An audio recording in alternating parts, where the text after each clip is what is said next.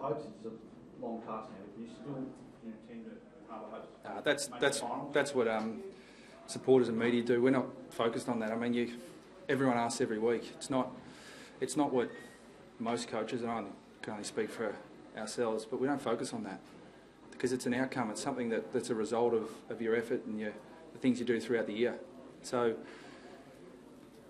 like last year, in a similar position, we just work on our game, and we work on getting our game to the point where we're playing good footy. And if we play good footy for long enough, the result is what it is.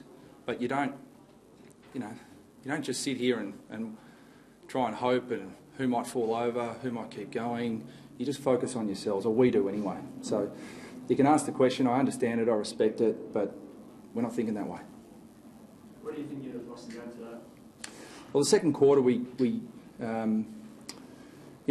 probably let some easy goals through, 50-metre penalties, free kicks, coast-to-coast goals. And the rest of the game is an arm wrestle. So in tight games when it's wet and slippery early, those cheap goals just kill you. We didn't, as you expect against Fremantle right at the moment. They're a very good side. You don't get anything cheap against them. They don't roll over and let you score. We had to work for everything. But on the flip side, they got some easy ones. So I think that, for me, in a nutshell, was, I've got to do a detailed review, but that's the way it felt. Lindsay Thomas came off. Did he have a hamstring?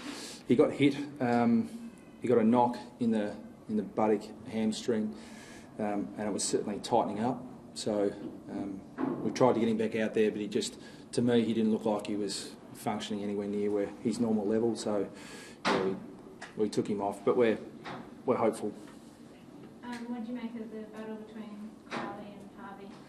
Yeah, I think it was a good battle.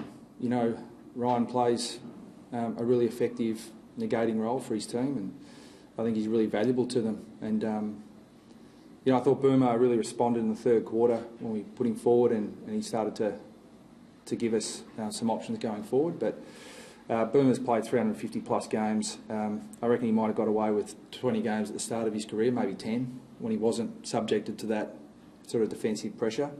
But he's had it for his whole career, so it's nothing new. And the majority of his career, he's won those battles. Today, Crowley was very good for Fremantle. The pressure Crowley put on him is probably more intense than other games that Harvey gets. Really? Have you watched us play that much?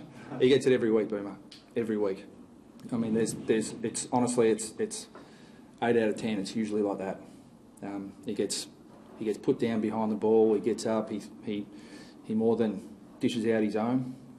So I'm not suggesting that there's anything untoward. I think it was just a fierce contest, and I think that with Freo on top, Crowley was right on top. When we were well on top in the third quarter, I thought Boomer was on top. So quite often the fortunes of those contests go with whichever team's controlling the game. With the 50-metre penalty, Harvey came away. Is that disappointing that he reacted that way?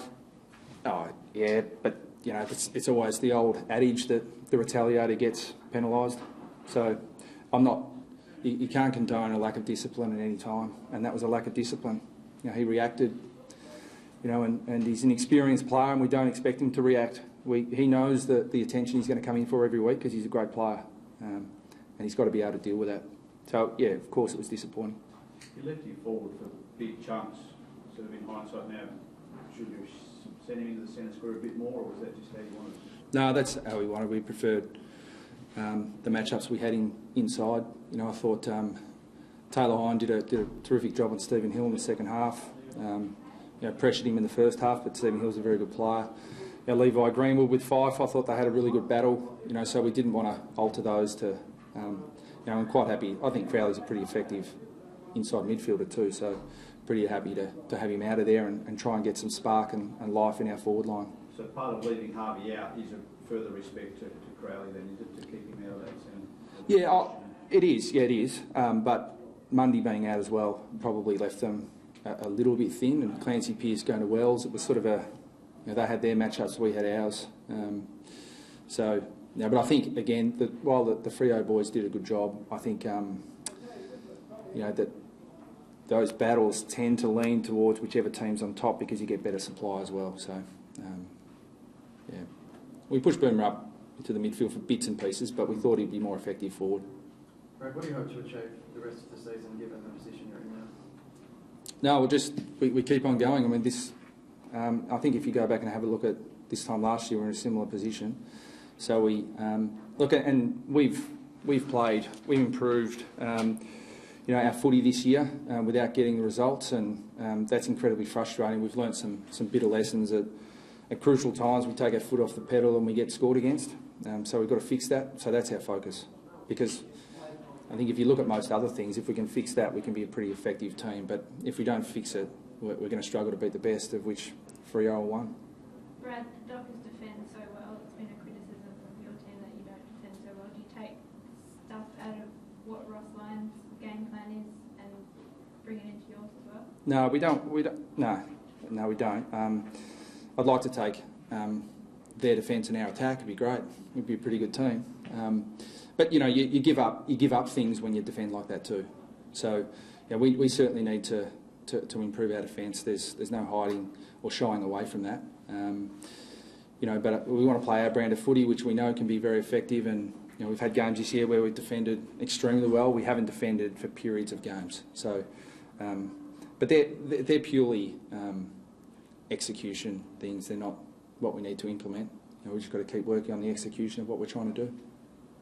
Just a really quick one. Did you have any inkling that Monday wasn't playing before you got the teams? Or? No. And it doesn't.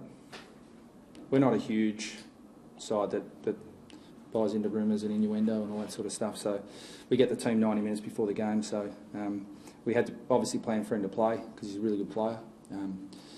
But that was a surprise. And with Cunnington, is he likely to be back next week? Don't know. It's a personal, private, family issue, and we're going to respect that, and our thoughts are with him. But we've just got to support him in this time, and he'll be back when he's back. But we can't put a time frame on that. Thanks, guys.